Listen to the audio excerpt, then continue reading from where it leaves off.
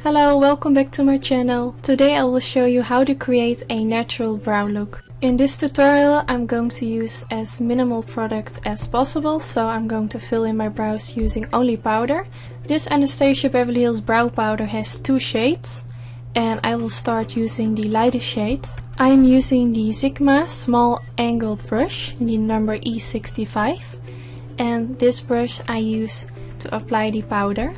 As you can see, I'm gently filling in the beginning of my brow.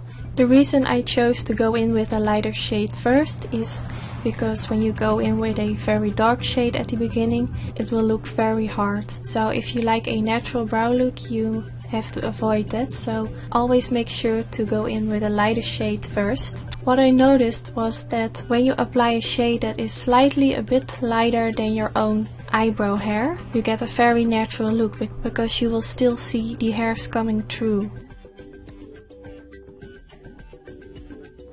Now for the other part of my brow, I'm using the darker shade. I will apply the darker powder at the end of my brow. I'm not having as much hair at the end of my brow as in the beginning, so that's why it's also important to use a shade that's a bit darker, because I need to fill in more gaps. If you got a very full brow from yourself, you can just fill in the brow with the light shade, or just make the end darker for that ombre effect. I also got another brow tutorial on my YouTube channel, and that one is more defined, a little bit more bold. So if you're searching for a less natural brow, then I will put that link down in the description bar so you can check it out.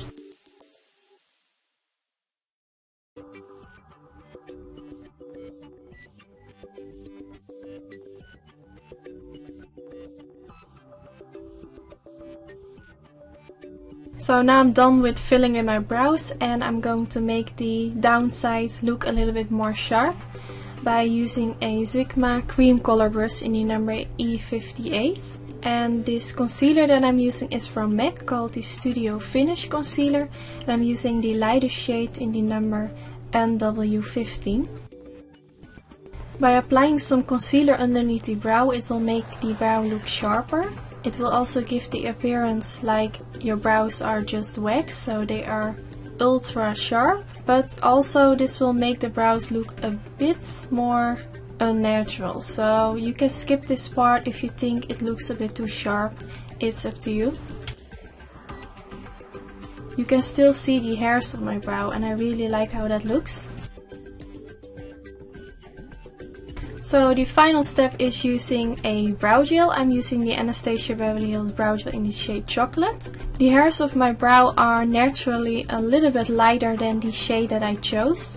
This will give a very nice effect by making the hairs a bit darker so you can see them more, and the focus on the brow powder underneath it will go away because you're seeing hair, so you think, whoa, it's a natural brow. Which is not, but they don't need to know.